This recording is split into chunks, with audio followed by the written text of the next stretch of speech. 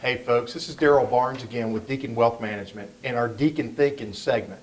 And we're getting a lot of questions these days with regard to trusts. And as you know, we like to bring you expert information. So what I've done is I've actually invited Paul Simpson in from Parrish, Snead, Franklin, Simpson, PLC, the local estate planning attorney firm here in Fredericksburg, Virginia. And Paul, I'm going to ask you to tell us a little bit about yourself, just so that you understand that we're bringing high-level experts to you. Sure. Well, I'm a lawyer. I practice in Fredericksburg, Virginia, and live in Fredericksburg. I've been a lawyer for about 30 years, and my family and I live in Spotsylvania. My practice is really focused on helping individuals in estate planning types of activities, as well as working with individuals and businesses on corporate types of matters and contracts and things like that. Well, today what we're going to talk about is trusts.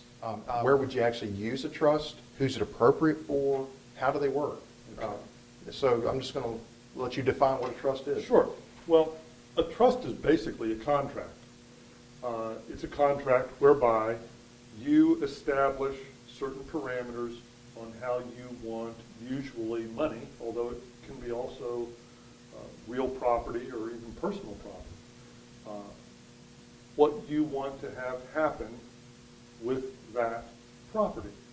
And you have a trustee, who's a person that you appoint to oversee and manage that property during the time the trust is in force.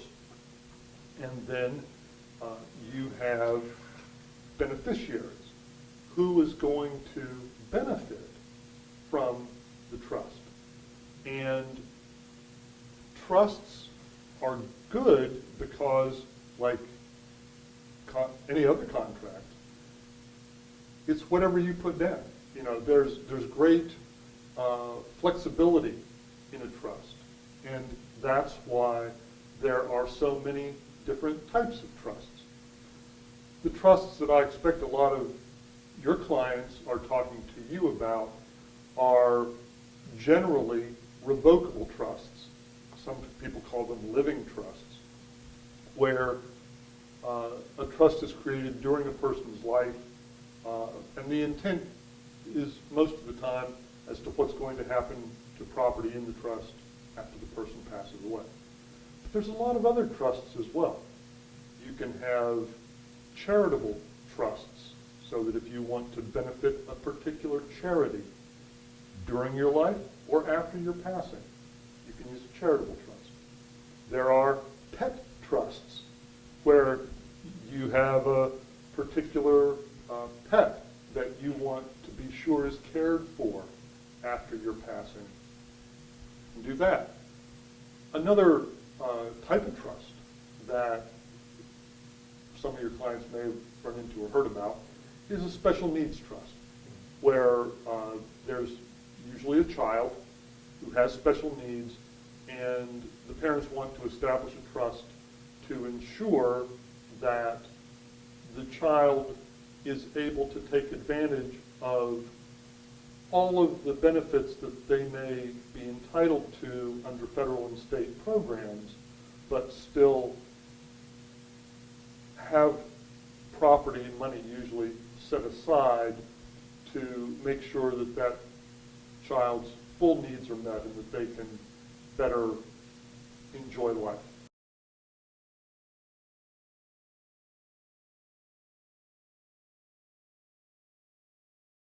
Great. Well, how does a trust differ from a will? Because we're talking about trying to move assets from one generation to another, and people say, well, if I have a will, do I need a trust? Or if I have a trust, do I need a will? It depends on the individual circumstances.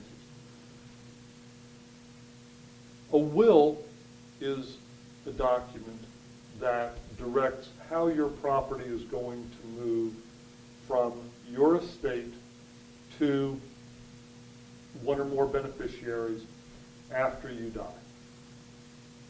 Until you die, a will really has no legal effect. So the will is focused entirely on what we call post-mortem, after death. Now, a trust can be activated, if you want to call it that, after someone dies, but oftentimes a trust is actually in force during a person's life. And so there is a distinction there. With regard to, does a person need both of them? My belief is that right now, with the tax laws as they are now in effect, the vast majority of people. And guys, this is 2016 when we're shooting this. So be aware, we have a new president-elect coming in, so this may change within the next 6 months even. So please proceed. I just wanted to give that little caveat there. Right, but under the current tax laws, a couple, husband and wife, can pass, if they undertake appropriate planning, they can pass just under $11 million tax-free. And so for most of my clients, anyway, they are not in a situation in which they have to worry about estate tax, which is what that 11 million, just under 11 million kicks in on. So without that tax concern, most of the time, a will is sufficient to pass it to where they want. Now, let me, though, and this is where we get back to it depends. If your clients have minor children, they may well want to have a trust as a component of their estate plan, and maybe that trust is part of their will, because let's say they have $1 million, just to toss out a number, and 2 children. If they should both die simultaneously in a car accident or something like that, they probably don't want their children to be getting $500,000 on their 18th birthday. They probably want to have a little bit more control over that to make sure that the children don't do anything impetuous, and that to be as sure as they can that that money is going to be there to benefit them after they reach a certain level of maturity. So, again, it depends on the individual circumstances, but most of the time, I think today, for most people, a will is going to be sufficient to get the property to where you want, unless, as we talked about before, there's a child with special needs, a particular charity that they want to benefit, a particular pet that they want to provide for. I mean, all those sorts of things can play into it. But by and large today, I would say the majority of folks don't need a trust. But if privacy is an issue, and I hadn't mentioned that before, but if privacy is an issue, then yes, that a trust, you're going to need a trust, because otherwise, during the probate process, a list of your assets will be available to the public, although they're never printed in the paper or anything. But I mean, if someone wants to go down and ask, they can see it.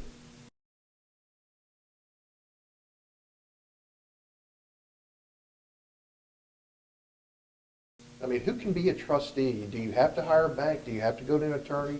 Can you draft one yourself? You do not have to have a bank or a lawyer or an accountant be a trustee. It can be anyone whom you trust, someone whom you believe is going to carry out the directives that you have put in your trust.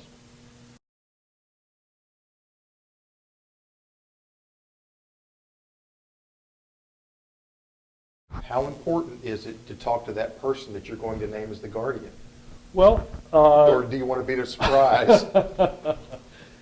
Obviously, I recommend that that you talk to them, so that if there is a whoa, I mean, they really have a problem with it that you can reconsider. Now, let me just say, too, that technically, the court appoints the guardian of the children. But going back to that scenario that you just mentioned where grandparent A on the father's side and grandparent B on the mother's side are both thinking that they should do it, having direction from the parents as to who the most appropriate person is going to have a significant impact.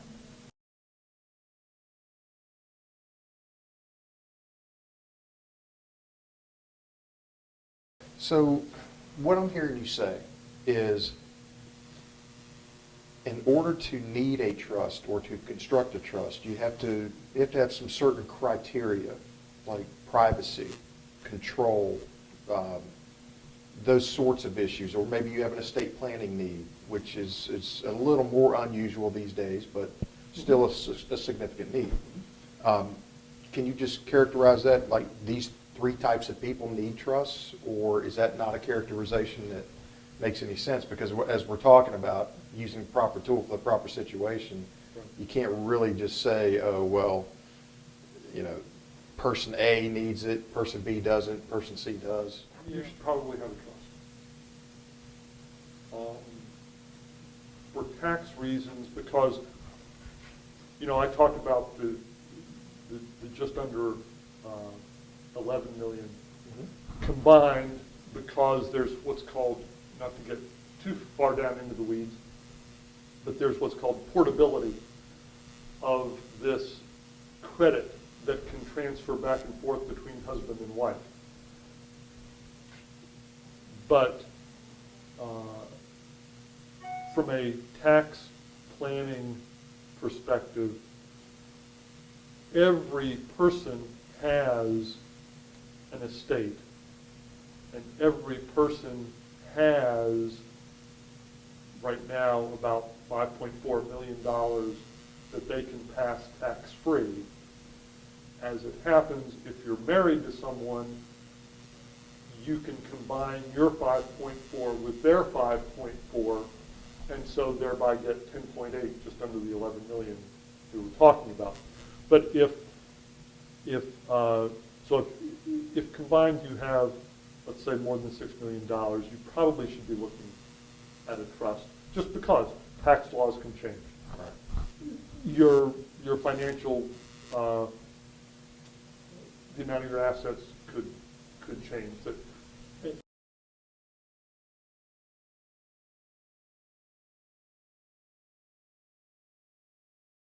Exactly. And one of the questions that I have is, let's say that you do need a trust, how do you go about setting it up? In most of these instances,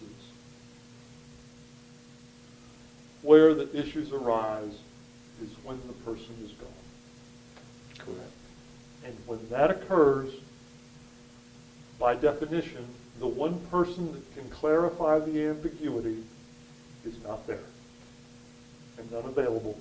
And so what your family or a court is left with is whatever is written.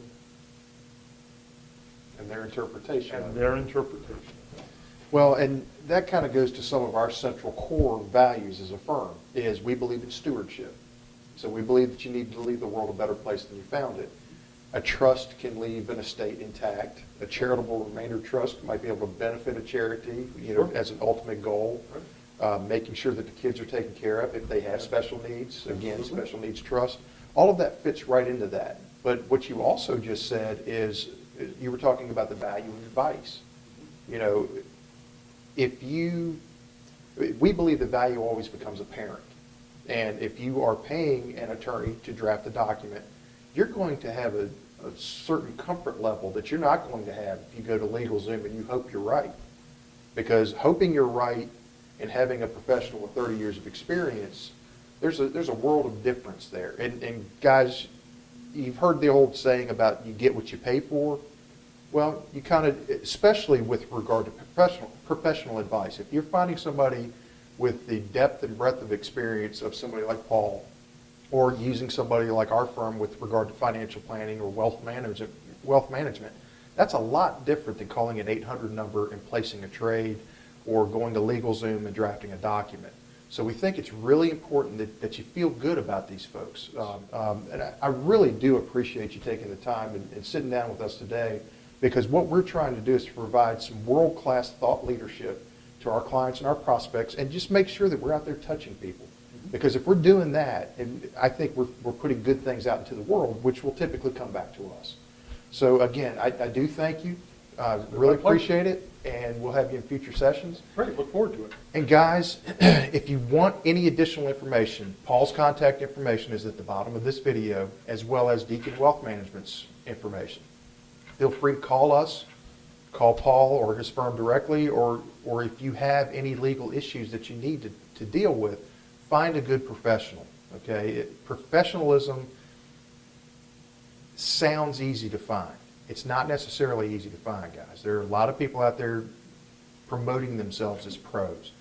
Until you've actually experienced a high level of service, you're not going to appreciate what true professionalism is. This guy's a true professional, and again, I can't thank you enough for being here. We look forward to seeing you on future videos on our Deacon Wealth channel under our Deacon Thinking segment.